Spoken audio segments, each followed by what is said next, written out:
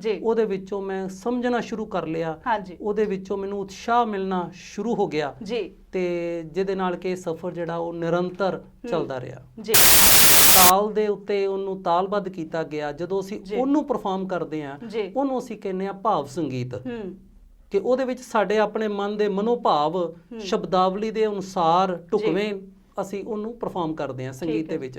ਜੀ ਜਦੋਂ ਅਸੀਂ ਸ਼ਾਸਤਰੀ ਸੰਗੀਤ ਦੀ ਗੱਲ ਕਰਦੇ ਹਾਂ ਜੀ ਤੇ ਸ਼ਾਸਤਰੀ ਸੰਗੀਤ ਦੇ ਵਿੱਚ ਸਰ ਆਵਾਜ਼ ਦੇ ਵਿੱਚ ਮਿਠਾਸ ਪੈਦਾ ਕਰਨ ਦੇ ਲਈ ਰਿਆਜ਼ ਕਿਵੇਂ ਕਰਨਾ ਚਾਹੀਦਾ? ਕਿਹੜੇ-ਕਿਹੜੇ ਤਰੀਕੇ ਨੇ ਰਿਆਜ਼ ਕਰਨ ਦੇ?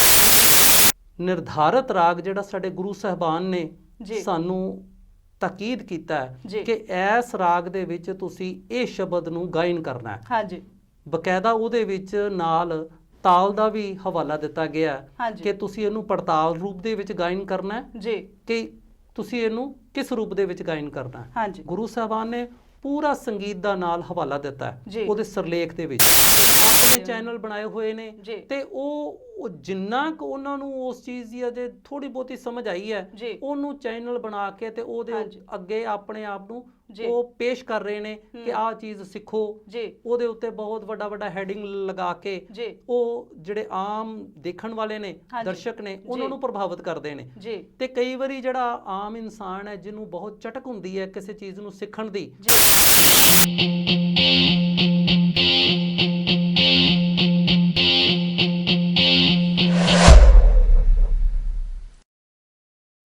ਵਧੀਆ ਫਸਲ ਕਿਵੇਂ ਹੋਵੇਗੀ ਤੂੰ ਆਪੇ ਸੋਚ। ਬੀਜ ਜੇ ਕਿਸਾਨ ਵੀਰ ਬਿਨਾਂ ਚੁਣੇ ਬੋਣਗੇ, ਗਾਲਾਂ ਉੱਤੇ ਹੱਲਾਸ਼ੇਰੀ ਦਿੰਦੇ ਜਿਹੜੇ ਬੱਚਿਆਂ ਨੂੰ, ਖੁਦ ਨੂੰ ਹੀ ਪਈਆਂ ਜਦੋਂ ਉਹ ਮਾਪੇ ਰੋਣਗੇ। ਬੇਸੁਰੇ ਗਾਇਕਾਂ ਦੀ ਘਾਹ ਹੈ ਜੇ ਛੱਤ ਉੱਤੇ, ਕੋਠੇ 'ਤੇ ਸੰਗੀਤ ਵਾਲੇ ਸੱਚੇ ਅੱਖਾਂ ਚਾਹੁਣਗੇ। ਬੇਸੁਰੇ ਕੰਨ ਜੇ ਸਰੋਤਿਆਂ ਦੇ ਸਾਹਿਬ ਨੇ, ਗਾਇਕਾਂ ਦੇ ਗਲੇ ਵੀ ਸੁਰੀਲੇ ਕਿੱਦਾਂ ਹੋਣਗੇ। ਸਵਾਗਤ ਹੈ ਜੀ ਸਾਰਿਆਂ ਦਾ ਮਾਝਾ ਵਰਲਡ ਵਾਈਡ ਤੇ ਪ੍ਰੋਗਰਾਮ ਗੁਫ਼ਤਗੂ ਦੇ ਵਿੱਚ। ਸਭ ਤੋਂ ਪਹਿਲਾਂ ਮੇਰੇ ਵੱਲੋਂ ਪਿਆਰ ਭਰੀ ਸਤਿ ਸ੍ਰੀ ਅਕਾਲ। ਉਮੀਦ ਹੈ ਤੁਸੀਂ ਜਿੱਥੇ ਕਿਤੇ ਵੀ ਹੋਵੋਗੇ ਪਰਮਾਤਮਾ ਦੇ ਭਾਣੇ ਵਿੱਚ ਆਪਣੀ ਜ਼ਿੰਦਗੀ ਬਸਰ ਕਰ ਰਹੇ ਹੋਵੋਗੇ। ਕਹਿੰਦੇ ਨੇ ਕਿ ਦੁਨੀਆ ਦਾ ਸਭ ਤੋਂ ਸੋਹਣਾ ਸੰਗੀਤ ਤੁਹਾਡੇ ਦਿਲ ਦੀ ਧੜਕਣ ਹੈ, ਜਿਸ ਨੂੰ ਰੱਬ ਨੇ ਖੁਦ ਸਿਰਜਿਆ ਹੈ। ਸੰਗੀਤ ਕੀ ਹੈ? ਸੰਗੀਤ ਸਾਡੀ ਰੂਹ ਦੀ ਖੁਰਾਕ ਹੈ ਜੋ ਸਾਡੇ ਮਨ ਨੂੰ ਸ਼ਾਂਤੀ ਪ੍ਰਦਾਨ ਕਰਦਾ ਹੈ। ਪਰ ਸਵਾਲ ਪੈਦਾ ਹੁੰਦਾ ਹੈ ਕਿ ਕਿਹੋ ਜਿਹਾ ਸੰਗੀਤ ਸੁਣਿਆ ਜਾਵੇ, ਕਿਉਂਕਿ ਅੱਜ ਕੱਲ੍ਹ ਦੀ ਭੱਜ ਦੌੜ ਦੀ ਜ਼ਿੰਦਗੀ ਦੇ ਵਿੱਚ ਤੇ ਤਣਾਅ ਭਰੀ ਜ਼ਿੰਦਗੀ ਦੇ ਵਿੱਚ ਹਰ ਇਨਸਾਨ ਸ਼ਾਂਤੀ ਚਾਹੁੰਦਾ ਹੈ। ਕੁਝ ਇਹੋ ਜਿਹੇ ਸਵਾਲਾਂ ਦੇ ਜਵਾਬ ਦੇਣ ਲਈ ਹੀ ਸਾਡੇ ਨਾਲ ਜੁੜ ਚੁੱਕੇ ਨੇ ਜੀ ਉਸਤਾਦ ਬਲਬੀਰ ਸਿੰਘ ਜੀ ਹੰਸਪਾਲ। ਉਹਨਾਂ ਦਾ ਅਸੀਂ ਸਟੂਡੀਓ ਵਿੱਚ ਆਉਣ ਤੇ ਸਵਾਗਤ ਕਰਦੇ ਹਾਂ ਤੇ ਜਾਣਦੇ ਹਾਂ ਉਹਨਾਂ ਤੋਂ ਹੋਰ ਵੀ ਬਹੁਤ ਕੁਝ। ਸਤਿ ਸ਼੍ਰੀ ਅਕਾਲ ਸਰ। ਸਤਿ ਸ਼੍ਰੀ ਅਕਾਲ ਜੀ। ਸਰ, ਸਭ ਤੋਂ ਪਹਿਲਾਂ ਤੁਹਾਡੀ ਤਾਲੀਮ ਮੁੱਢਲੀ ਵਿੱਦਿਆ ਬਾਰੇ ਅਸੀਂ ਜਾਣਨਾ ਚਾਹਾਂਗੇ। ਹਾਂਜੀ, ਮੁੱਢਲੀ ਵਿੱਦਿਆ ਜਿਹੜੀ ਹੈ ਉਹ ਮੈਂ ਆਪਣੇ ਘਰ ਤੋਂ ਹੀ ਜੀ ਸੰਗੀਤ ਦੇ ਖੇਤਰ ਦੀ ਮੁੱਢਲੀ ਵਿੱਦਿਆ ਦੀ ਮੈਂ ਗੱਲ ਕਰ ਰਿਹਾ ਹਾਂਜੀ ਕਿ ਉਹ ਮੈਂ ਆਪਣੇ ਘਰ ਪਰਿਵਾਰ ਚੋਂ ਹੀ ਹਾਸਲ ਕੀਤੀ। ਜੀ ਮੇਰੇ ਗ੍ਰੈਂਡਫਾਦਰ, ਮੇਰੇ ਦਾਦਾ ਜੀ ਜੀ ਸਰਦਾਰ ਦਲੀਪ ਸਿੰਘ ਜੀ ਦੀਪ ਆਪਣੇ ਸਮੇਂ ਦੇ ਮਕਬੂਲ ਗਾਇਕ ਹੋਏ ਨੇ। ਜੀ 100 ਦੇ ਕਰੀਬ ਉਹਨਾਂ ਦੇ HMV, ਟਵਿਨ ਤੇ ਕੋਲੰਬੀਆ ਕੰਪਨੀ ਦੇ ਵਿੱਚ ਉਹਨਾਂ ਦੇ ਗ੍ਰਾਮਾਫੋਨ ਰਿਕਾਰਡ ਨੇ ਵਾਹ ਆਪਣੇ ਲਿਖੇ ਹੋਏ, ਆਪਣੇ ਸਵਰਬੱਧ ਕੀਤੇ ਜੀ। ਤੇ ਆਪਣੀ ਹੀ ਮਿੱਠੀ ਸੁਰੀਲੀ ਆਵਾਜ਼ ਵਿੱਚ ਗਾਏ ਹੋਏ ਜੀ ਉਹਨਾਂ ਦੇ ਰਿਕਾਰਡ ਨੇ। ਹਾਂਜੀ ਤੇ ਉਹਨਾਂ ਕੋਲੋਂ ਹੀ ਮੈਂ ਸੰਗੀਤ ਦੀ ਮੁੱਢਲੀ ਵਿੱਦਿਆ ਤੇ ਜੇ ਮੈਂ ਆਖਾਂ ਕਿ ਇਹਦੇ ਵਿੱਚ ਪਰਫੈਕਸ਼ਨ ਜੀ BA MA ਤੱਕ ਦੀ ਹਾਂਜੀ। ਇਹ ਸਾਰੀ ਵਿੱਦਿਆ ਮੈਂ ਸੰਗੀਤ ਦੀ ਉਹਨਾਂ ਪਾਸੋਂ ਹੀ ਹਾਸਲ ਕੀਤੀ। ਵਾਹ ਜੀ, ਬਹੁਤ ਵਧੀਆ ਜੀ। ਸਰ, ਜੇ ਸੰਗੀਤ ਦੇ ਸਫ਼ਰ ਦੀ ਸ਼ੁਰੂਆਤ ਦੀ ਗੱਲ ਕਰੀਏ ਤਾਂ ਇਹ ਲਗਨ ਤੁਹਾਨੂੰ ਕਦੋਂ ਲੱਗੀ?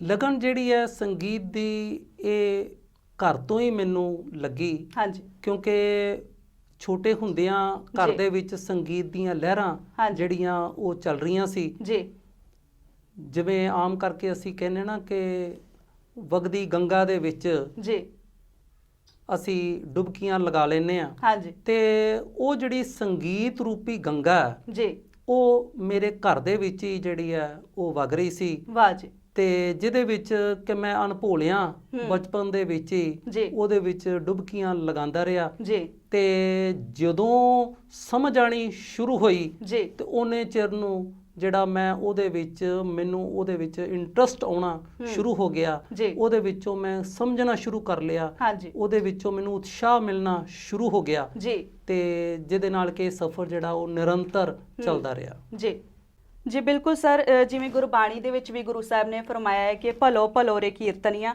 ਗੁਰੂ ਸਾਹਿਬ ਨੇ ਵੀ ਸਾਨੂੰ ਕੀਰਤਨ ਨਾਲ ਜੁੜਨ ਲਈ ਕਿਹਾ ਹੈ। ਸੋ ਸੰਗੀਤ ਦੀਆਂ ਕਿੰਨੀਆਂ ਕਿਸਮਾਂ ਨੇ ਤੇ ਤੁਸੀਂ ਕਿਸ ਤਰ੍ਹਾਂ ਦਾ ਸੰਗੀਤ ਪਸੰਦ ਕਰਦੇ ਹੋ?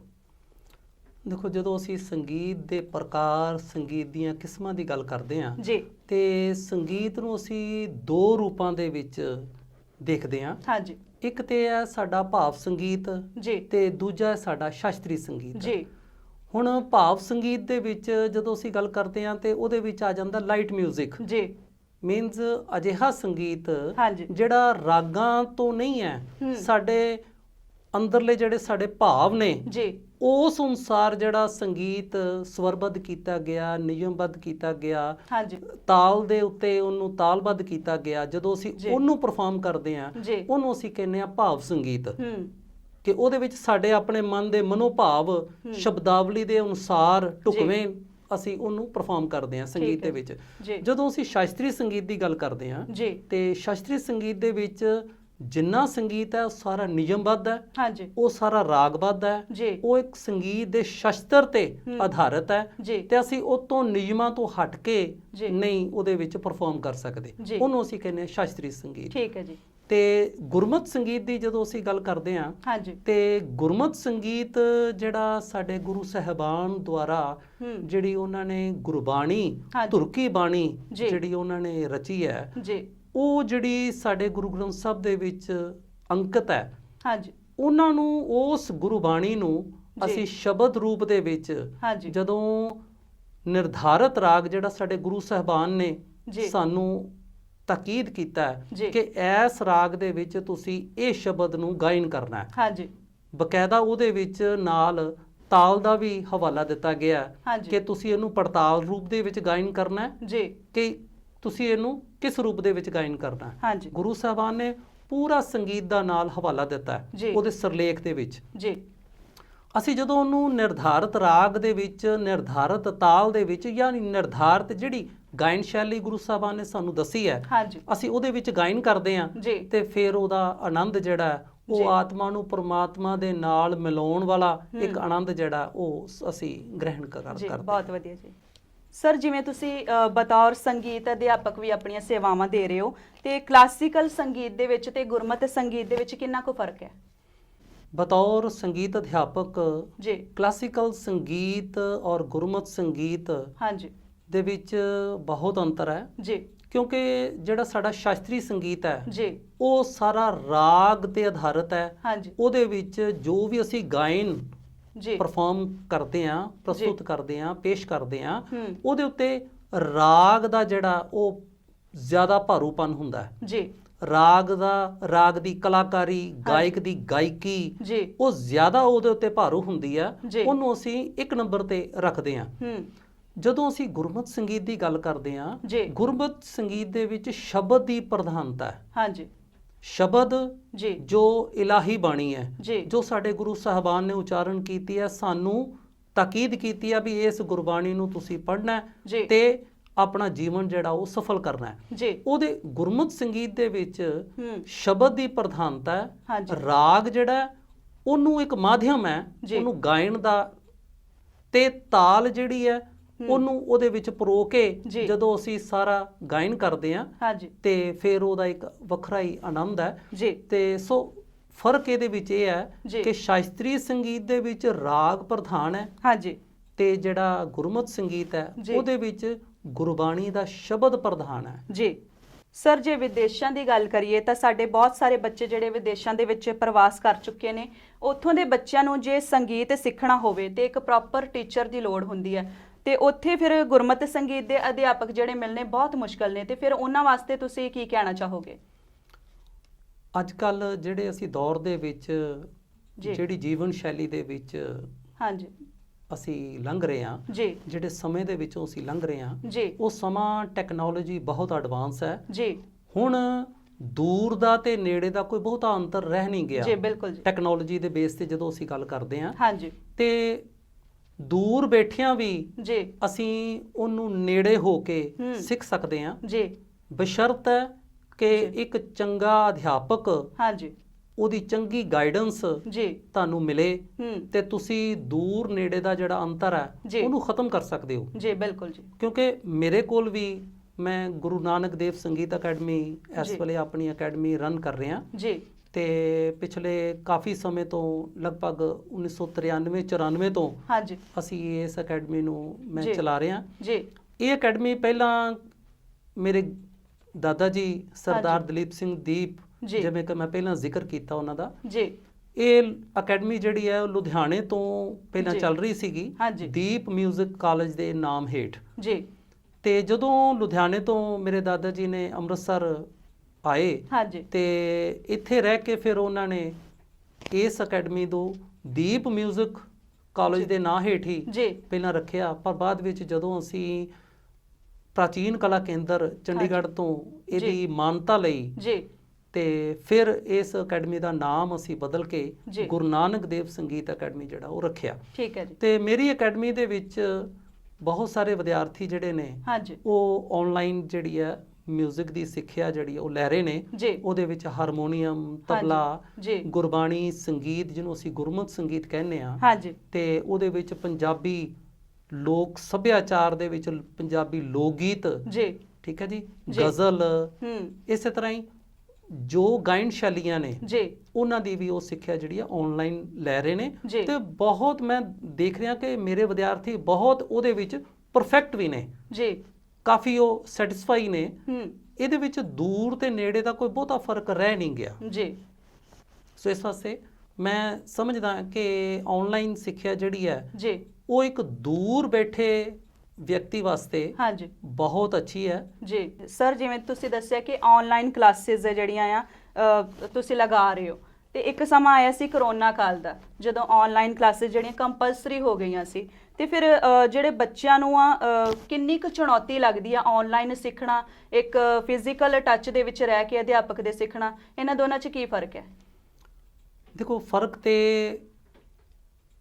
ਹੈ। ਜੀ ਜੇ ਅਸੀਂ ਫਰਕ ਦੀ ਗੱਲ ਕਰਦੇ ਹਾਂ, ਜੀ ਫਰਕ ਤਾਂ ਬਿਲਕੁਲ ਹੈ। ਹਾਂਜੀ ਸਿਰਫ ਹੁਣ ਇੱਥੇ ਕਾਊਂਟ ਇਹ ਕਰਦਾ ਹੈ ਹਾਂਜੀ ਕਿ ਜੇ ਅਸੀਂ ਦੇਸ਼ ਤੋਂ ਵਿਦੇਸ਼ ਬੈਠੇ ਹੋਏ ਹਾਂ ਜੀ ਤੇ ਫਿਰ ਉੱਥੇ ਪੋਸੀਬਲ ਨਹੀਂ ਹੈ, ਸੰਭਵ ਹਾਂਜੀ। ਨਹੀਂ ਹੈ ਜੀ ਕਿ ਅਸੀਂ ਆਫਲਾਈਨ ਕਲਾਸ ਜਿਹੜੀ ਹੈ ਹਾਂਜੀ ਆਪਣੇ ਉਸਤਾਦ ਦੇ ਸਾਹਮਣੇ ਬੈਠ ਕੇ, ਜੀ ਜਿਵੇਂ ਇੱਕ ਸਹੀ ਉਹਦਾ ਪ੍ਰੋਪਰ ਤਰੀਕਾ ਹੈ, ਹਾਂਜੀ ਤੇ ਅਸੀਂ ਆਫਲਾਈਨ ਸਿੱਖ ਸਕੀਏ। ਜੀ ਤੇ ਉੱਥੇ ਤੇ ਫਿਰ ਇਹਦਾ ਆਲਟਰਨੇਟਿਵ ਇਹੋ ਹੀ ਹੈ ਜੀ ਕਿ ਸਿੱਖਿਆਰਥੀ ਜਿਹੜਾ ਆਨਲਾਈਨ ਕਲਾਸ ਹੂੰ ਅਟੈਂਡ ਕਰੇ। ਜੀ ਸ਼ਰਤ ਇਹ ਹੈ ਕਿ ਜੀ। ਜਿਹੜਾ ਸਿੱਖਿਆਰਥੀ ਹੈ, ਇੱਕ ਤੇ ਉਹ ਆਪਣੇ ਗੁਰੂ ਦੀ, ਆਪਣੇ ਅਧਿਆਪਕ ਦੀ ਕਹੀ ਹੋਈ ਗੱਲ ਨੂੰ ਜੀ ਬਹੁਤ ਬਰੀਕੀ ਨਾਲ ਸਮਝੇ। ਜੀ ਸਿੱਖਣ ਦਾ ਗੁਣ ਹੋਵੇ ਅਧਿਆਪਕ ਉਹਦੇ 'ਚ। ਦਾ ਜਿਹੜਾ ਜੀ। ਉਹ ਵੀ ਬੜੀ ਬਰੀਕੀ ਦੇ ਨਾਲ, ਹਾਂਜੀ ਉਹ ਆਪਣੇ ਤਰੀਕੇ ਦੇ ਨਾਲ, ਜੀ। ਅਜਿਹਾ ਮੈਥਡ ਨਾਲ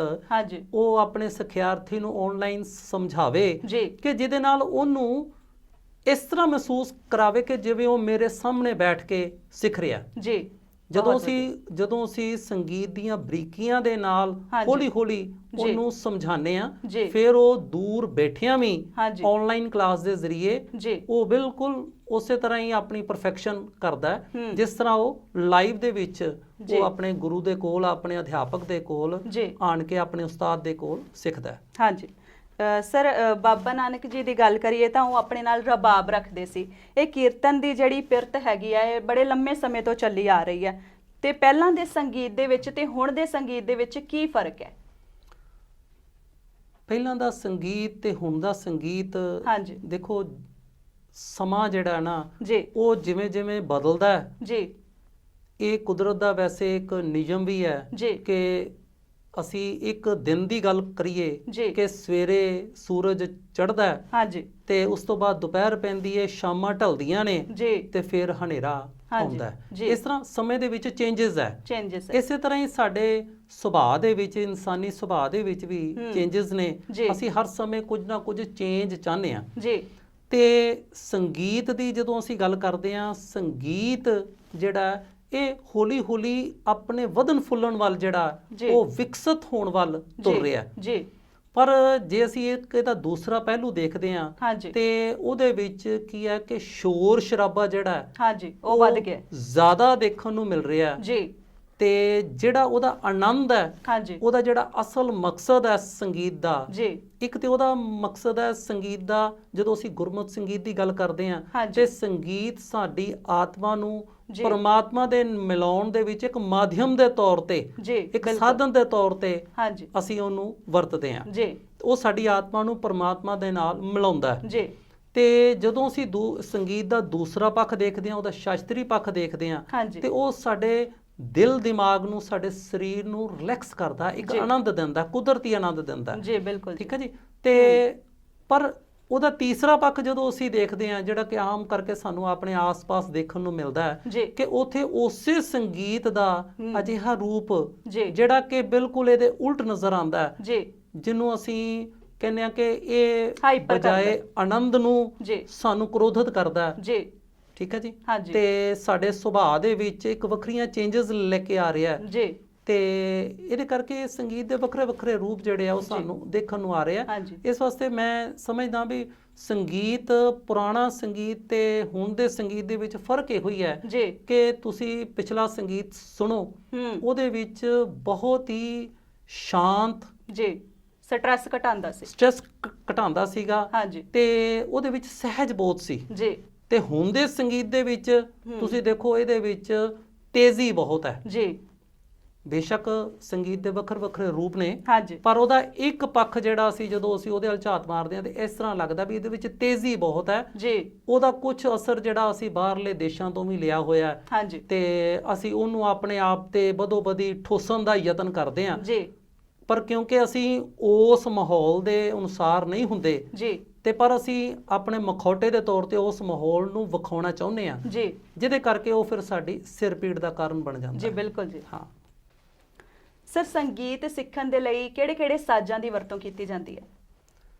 ਸੰਗੀਤ ਸਿੱਖਣ ਦੇ ਲਈ ਦੇਖੋ, ਜਦੋਂ ਇੱਕ ਨਵਾਂ ਸਿਖਿਆਰਥੀ ਹੈ ਹਾਂਜੀ ਤੇ ਸਭ ਤੋਂ ਪਹਿਲਾਂ ਅਸੀਂ ਉਹਨੂੰ ਹਾਰਮੋਨੀਅਮ ਦੇ ਉੱਤੇ ਜੀ ਸਰਗਮ ਦੇ ਰੂਪ ਦੇ ਵਿੱਚ ਜੀ ਅਲੰਕਾਰ ਜਿਹੜੇ ਆ ਉਹਨਾਂ ਨੂੰ ਰਿਆਜ਼ ਕਰਵਾਉਂਦੇ ਆ, ਉਹਨਾਂ ਨੂੰ ਹਾਂਜੀ। ਸਿਖਾਉਂਦੇ ਆ। ਜੀ ਸਭ ਤੋਂ ਪਹਿਲਾਂ ਤੇ ਇੱਕ ਇੱਕ ਸੁਰ ਦਾ ਗਿਆਨ ਦਿੱਤਾ ਜਾਂਦਾ ਸਿਖਿਆਰਥੀ ਨੂੰ। ਹਾਂਜੀ ਠੀਕ ਹੈ ਜੀ। ਜੀ ਜੇ ਉਹ ਗਾਇਕ ਹੈ ਹਾਂਜੀ। ਤੇ ਫਿਰ ਉਹ ਹਾਰਮੋਨੀਅਮ ਦੇ ਨਾਲ ਅਟੈਚ ਹੁੰਦਾ ਹੈ। ਜੀ ਜੇ ਉਹ ਤਬਲਾ ਵਾਦਕ ਹੈ, ਹਾਂਜੀ ਉਹਨੇ ਤਬਲੇ ਦੀ ਸਿੱਖਿਆ ਲੈਣੀ ਹੈ ਜੀ ਤੇ ਫਿਰ ਉਹ ਤਬਲੇ ਦੇ ਨਾਲ ਹਾਂਜੀ। ਤਬਲੇ ਦੇ ਵੱਖ-ਵੱਖ ਬੋਲਾਂ ਨੂੰ ਹਾਂਜੀ ਇਕੱਲਾ-ਇਕੱਲਾ ਕਰਕੇ ਵੀ ਕਿਹੜਾ ਬੋਲ ਜੀ ਕਿਹੜੀ ਉਂਗਲ ਦੇ ਨਾਲ, ਕਿਹੜੀ ਫਿੰਗਰ ਦੇ ਨਾਲ, ਕਿਸ ਥਾਂ ਤੇ ਜੀ ਤਬਲੇ ਦੇ ਉੱਤੇ, ਕਿਹੜੇ ਭਾਗ ਦੇ ਵਿੱਚ, ਕਿਸ ਥਾਂ ਤੇ ਉਸ ਬੋਲ ਨੇ ਵੱਜਣਾ ਹੈ, ਜੀ ਉਹਨੂੰ ਵਜਾਉਣ ਦਾ ਤਰੀਕਾ ਕੀ ਹੈ ਹਾਂਜੀ ਤੇ ਉਸ ਬੋਲ ਦੀ ਆਵਾਜ਼ ਕਿਸ ਤਰ੍ਹਾਂ ਦੀ ਹੋਣੀ ਚਾਹੀਦੀ ਹੈ, ਜੀ ਇਹ ਸਾਰਾ ਕੁਝ ਦੱਸਿਆ ਜਾਂਦਾ ਹੈ। ਜੀ ਠੀਕ ਹੈ ਜੀ। ਹੂੰ ਤੇ ਹੁਣ ਸੰਗੀਤ ਸਿੱਖਣ ਦੇ ਲਈ ਵੱਖ-ਵੱਖ ਸਾਜ਼ਾਂ ਦੀ ਹੁਣ ਤਬਲਾ ਵਾਦਕ ਜਿਹੜਾ ਉਹ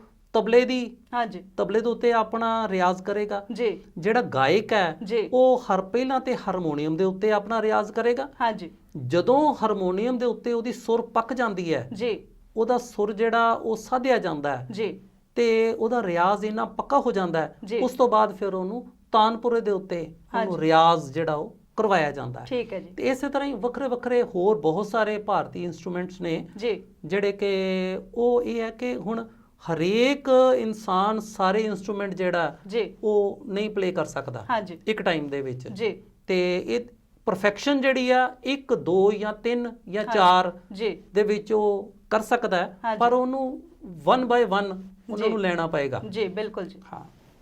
ਸਰ ਜੇ ਇੰਟਰਨੈਟ ਦੀ ਗੱਲ ਕਰੀਏ ਤਾਂ ਸੋਸ਼ਲ ਮੀਡੀਆ ਦੇ ਉੱਤੇ ਹਰ ਕੋਈ ਅੱਜ ਕੱਲ ਮੋਬਾਈਲ ਦੇ ਨਾਲ ਜੁੜਿਆ ਹੋਇਆ ਵਾ।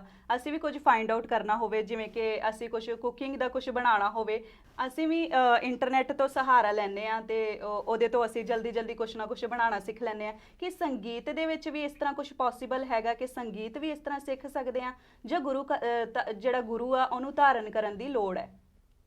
ਹਾਂਜੀ, ਬਹੁਤ ਵਧੀਆ ਤੁਸੀਂ ਪ੍ਰਸ਼ਨ ਜਿਹੜਾ ਪੁੱਛਿਆ ਹਾਂਜੀ ਕਿ ਅਸੀਂ ਇੰਟਰਨੈਟ ਤੋਂ ਜਿਹੜਾ ਕਿ ਜਿਵੇਂ ਅਸੀਂ ਵੱਖ-ਵੱਖ ਚੀਜ਼ਾਂ ਨੂੰ ਸਿੱਖਦੇ ਹਾਂ। ਹਾਂਜੀ ਦੇਖੋ, ਇਨਸਾਨ ਦੀ ਪ੍ਰਵਿਰਤੀ ਹੈ ਕਿ ਉਹ ਜਨਮ ਤੋਂ ਲੈ ਕੇ ਜੀ ਉਹ ਜਿੰਨੀ ਦੇਰ ਤੱਕ ਇਨਸਾਨੀ ਜਾਮੇ ਦੇ ਵਿੱਚ ਹੈਗਾ, ਹਾਂਜੀ ਉਹ ਕੁਝ ਨਾ ਕੁਝ ਸਿੱਖਦਾ ਰਹਿੰਦਾ ਹੈ। ਜੀ ਜਦੋਂ ਸਾਡੀ ਸਿੱਖਣ ਦੀ ਕਹਿ ਲਓ ਵੀ ਇੱਕ ਸ਼ਕਤੀ ਜਿਹੜੀ ਉਹ ਖਤਮ ਹੋ ਜਾਂਦੀ ਹੈ ਨਾ, ਜੀ ਫਿਰ ਸਾਡੇ ਵਿੱਚ ਖੜੋਤ ਆ ਜਾਂਦੀ ਹੈ। ਹਾਂਜੀ ਹੁਣ ਸਿੱਖਣਾ, ਜੀ। ਸਭ ਤੋਂ ਪਹਿਲਾਂ ਇਹ ਹੈ ਕਿ ਅਸੀਂ ਸਿੱਖ ਕਿੱਥੋਂ ਰਹੇ ਹਾਂ। ਜੀ ਜੇ ਅਸੀਂ ਸੋਸ਼ਲ ਮੀਡੀਆ ਤੋਂ ਸਿੱਖ ਰਹੇ ਹਾਂ, ਹਾਂਜੀ ਇੰਟਰਨੈਟ ਤੋਂ ਸਿੱਖ ਰਹੇ ਹਾਂ, YouTube ਤੋਂ ਸਿੱਖ ਰਹੇ ਜੀ। ਹਾਂ, ਮਾਧਿਅਮ ਕੋਈ ਵੀ ਹੋ ਸਕਦਾ ਹੈ। ਹਾਂਜੀ ਸਭ ਤੋਂ ਪਹਿਲਾਂ ਤੇ ਇਹ ਜਾਣਨਾ ਬਹੁਤ ਜ਼ਰੂਰੀ ਹੈ ਜੀ ਕਿ ਸੋਸ਼ਲ ਮੀਡੀਆ ਤੇ ਕਿਹੜਾ ਪਲੇਟਫਾਰਮ ਹੈ ਹਾਂਜੀ ਜਿੱਥੋਂ ਅਸੀਂ ਗਿਆਨ ਲੈ ਰਹੇ ਹਾਂ। ਜੀ ਗਿਆਨ ਲੈਣਾ ਬਹੁਤ ਵਧੀਆ ਗੱਲ ਹੈ, ਜੀ ਪਰ ਉਹਦੇ ਵਿੱਚ ਇਹ ਦੇਖਣਾ, ਹਾਂਜੀ। ਇਹ ਕੰਡੀਸ਼ਨ ਅਪਲਾਈ ਹੁੰਦੀ ਹੈ ਹਾਂਜੀ। ਕਿ ਜਿੱਥੋਂ ਤੁਸੀਂ ਗਿਆਨ ਲੈ ਰਹੇ ਹੋ ਜੀ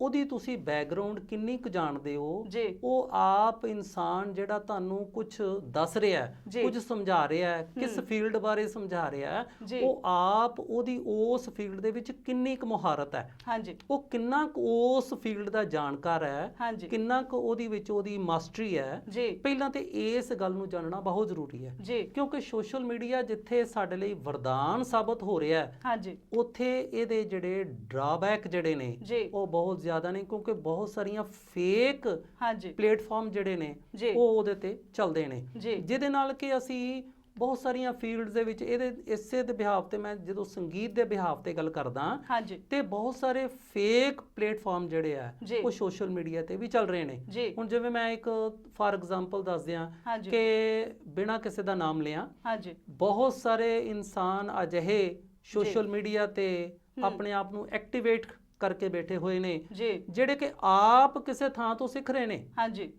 ਆਪ ਅਜੇ ਉਹਦੇ ਵਿੱਚ ਪ੍ਰੋਪਰ ਉਹਨਾਂ ਦੀ ਪਰਫੈਕਸ਼ਨ ਨਹੀਂ ਹੈ, ਜੀ ਪਰ ਉਹ ਸਿਰਫ ਆਪਣੇ ਆਪ ਨੂੰ ਹਾਈਲਾਈਟ ਕਰਨ ਲਈ ਜਾਂ ਜੀ। ਕਿਸੇ ਹੋਰ ਕਾਰਨ ਕਰਕੇ ਆਪਣੇ ਚੈਨਲ ਬਣਾਏ ਆਪਣੇ ਹੁੰਦੇ ਚੈਨਲ ਬਣਾਏ ਹੋਏ ਨੇ। ਜੀ। ਤੇ ਉਹ ਜਿੰਨਾ ਕੁ ਉਹਨਾਂ ਨੂੰ ਉਸ ਚੀਜ਼ ਦੀ ਅਜੇ ਥੋੜੀ ਬਹੁਤੀ ਸਮਝ ਆਈ ਹੈ, ਜੀ ਉਹਨੂੰ ਚੈਨਲ ਬਣਾ ਕੇ ਤੇ ਉਹਦੇ ਹਾਂਜੀ। ਅੱਗੇ ਆਪਣੇ ਆਪ ਨੂੰ ਜੀ। ਉਹ ਪੇਸ਼ ਕਰ ਰਹੇ ਨੇ ਕਿ ਆਹ ਚੀਜ਼ ਸਿੱਖੋ। ਜੀ ਉਹਦੇ ਉੱਤੇ ਬਹੁਤ ਵੱਡਾ ਵੱਡਾ ਹੈਡਿੰਗ ਲਗਾ ਕੇ ਜੀ ਉਹ ਜਿਹੜੇ ਆਮ ਦੇਖਣ ਵਾਲੇ ਨੇ, ਹਾਂਜੀ। ਦਰਸ਼ਕ ਨੇ, ਉਹਨਾਂ ਜੀ। ਨੂੰ ਪ੍ਰਭਾਵਿਤ ਕਰਦੇ ਨੇ। ਜੀ ਤੇ ਕਈ ਵਾਰੀ ਜਿਹੜਾ ਆਮ ਇਨਸਾਨ ਹੈ, ਜਿਹਨੂੰ ਬਹੁਤ ਚਟਕ ਹੁੰਦੀ ਹੈ ਕਿਸੇ ਚੀਜ਼ ਨੂੰ ਸਿੱਖਣ ਦੀ, ਜੀ ਹੁਣ ਫੀਲਡ ਕੋਈ ਵੀ ਹੋਵੇ, ਜੀ ਬਿਲਕੁਲ ਤੇ ਉਹ ਇਨਸਾਨ ਉਸ ਭਰਮ ਦੇ ਵਿੱਚ ਹਾਂਜੀ ਉਹਦੇ ਨਾਲ ਜੁੜ ਜਾਂਦਾ ਹੈ। ਜੀ ਤੇ ਕਈ ਵਾਰੀ ਕੀ ਹੁੰਦਾ ਬਈ ਉਹਦਾ ਜਿਹੜਾ ਅਸਲ ਸਵਾਰਥ ਸੀਗਾ ਜੀ ਉਹ ਆਪਣੀ ਸਹੀ ਮਾਰਗ ਤੋਂ ਭਟਕ ਜਾਂਦਾ ਹੈ, ਜੀ ਕਿਉਂਕਿ ਜਿਵੇਂ ਜਿਵੇਂ ਉਸ ਪਲੇਟਫਾਰਮ ਨੇ ਉਹਨੂੰ ਗਾਈਡ ਕੀਤਾ, ਜੀ ਉਹਨੇ ਉਸੇ ਤਰ੍ਹਾਂ ਹੀ ਉਹਨੂੰ ਫਾਲੋ ਕੀਤਾ। ਜੀ ਤੇ ਕਈ ਵਾਰੀ ਉਹਦਾ ਕੀ ਹੁੰਦਾ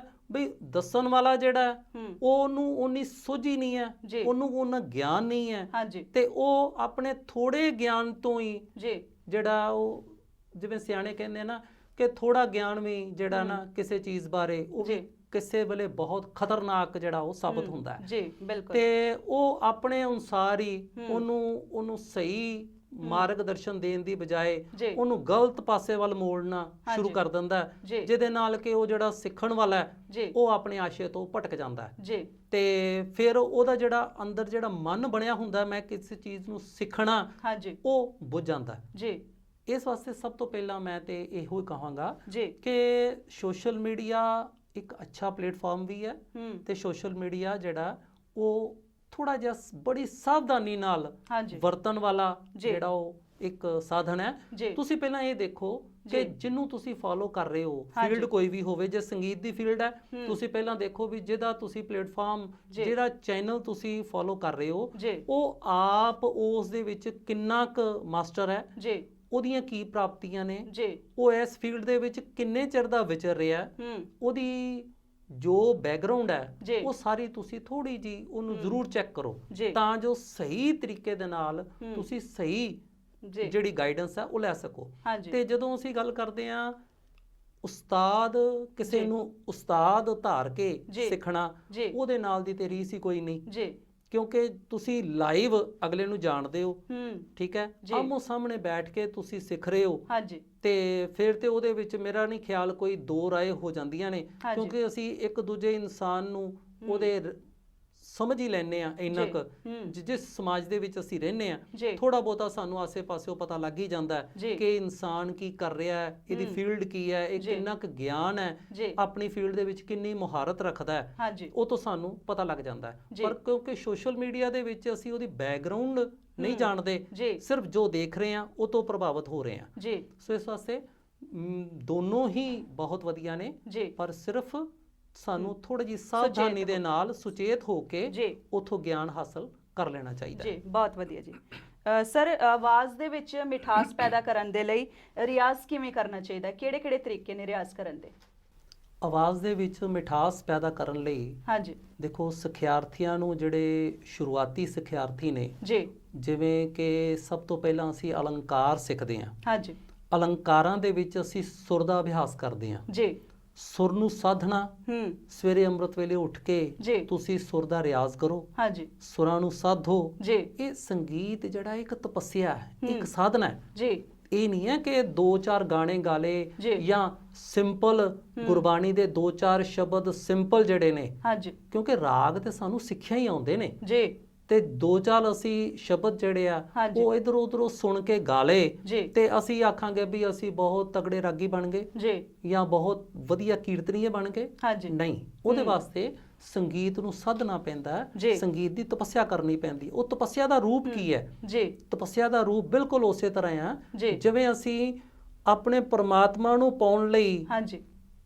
ਅਸੀਂ ਆਪਣੇ ਅਨੁਸਾਰ ਉਹਦੇ ਦਿੱਤੇ ਹੋਏ ਸ਼ਬਦ ਨੂੰ ਜੀ ਅੰਤਰ ਧਿਆਨ ਹੋ ਕੇ ਹਾਂਜੀ ਤੇ ਬੜੀ ਕਨਸੈਂਟਰੇਸ਼ਨ ਦੇ ਨਾਲ ਹਾਂਜੀ ਅਸੀਂ ਉਹਦਾ ਜਾਪ ਕਰਦੇ ਹਾਂ, ਜੀ ਅਸੀਂ ਉਹਦੀ ਭਗਤੀ ਕਰਦੇ ਹਾਂ, ਹੂੰ ਤੇ ਫਿਰ ਅਸੀਂ ਉਹਦੇ ਮਿਲਣ ਦਾ ਜਿਹੜਾ ਉਹਦੀ ਪ੍ਰਾਪਤੀ ਹੈ, ਜੀ ਉਹਦੇ ਸਾਨੂੰ ਉਹਦੇ ਵਿੱਚ ਅਸੀਂ ਬਹੁਤ ਉਹਦੇ ਨਜ਼ਦੀਕ ਪਹੁੰਚ ਜਾਂਦੇ ਹਾਂ। ਹੂੰ ਇਸੇ ਤਰ੍ਹਾਂ ਹੀ ਸੰਗੀਤ ਦੇ ਵਿੱਚ ਜੀ ਤੁਸੀਂ ਜੇ ਅੰਮ੍ਰਿਤ ਵੇਲੇ ਉੱਠ ਕੇ ਜੀ ਸੰਗੀਤ ਦੀ ਸਾਧਨਾ ਕਰਦੇ ਹੋ, ਸੰਗੀਤ ਦੇ ਸੁਰਾਂ ਦਾ ਰਿਆਜ਼ ਕਰਦੇ ਹੋ, ਹਾਂਜੀ ਅਲੰਕਾਰਾਂ ਦਾ ਰਿਆਜ਼ ਕਰਦੇ ਹੋ, ਜੀ ਤੇ ਫਿਰ ਤੁਸੀਂ ਬਹੁਤ ਛੇਤੀ ਨਾਲ ਹਾਂਜੀ ਉਹਦੇ ਵਿੱਚ ਪਰਪੱਕ ਹੋ ਜਾਂਦੇ ਹੋ, ਉਹਦੀ ਪਰਫੈਕਸ਼ਨ ਦੇ ਬਹੁਤ ਨੇੜੇ ਪਹੁੰਚ ਜਾਂਦੇ ਹੋ। ਜੀ ਉਸ ਤੋਂ ਅੱਗੇ ਉਹਦੀ ਗੱਲ ਚੱਲਦੀ ਹੈ ਕਿ ਉਹਦੇ ਨਾਲ ਕੀ ਹੈ, ਸੁਰਾਂ ਦੇ ਅਭਿਆਸ ਦੇ ਨਾਲ, ਉਹਦੇ ਰਿਆਜ਼ ਦੇ ਨਾਲ ਤੁਹਾਡੇ ਗਲੇ ਦੇ ਅੰਦਰ ਗਾ ਗਾ ਕੇ ਇੱਕ ਤੁਹਾਡੀ ਆਵਾਜ਼ ਦੇ ਵਿੱਚ ਰਸ ਪੈਦਾ ਹੁੰਦਾ ਹੈ। ਜੀ ਉਹੀਓ ਰਸ ਜਿਹੜਾ ਹੈ ਤੁਹਾਡੀ ਆਵਾਜ਼ ਨੂੰ ਸੋਹਣਾ ਬਣਾਉਂਦਾ ਹੈ,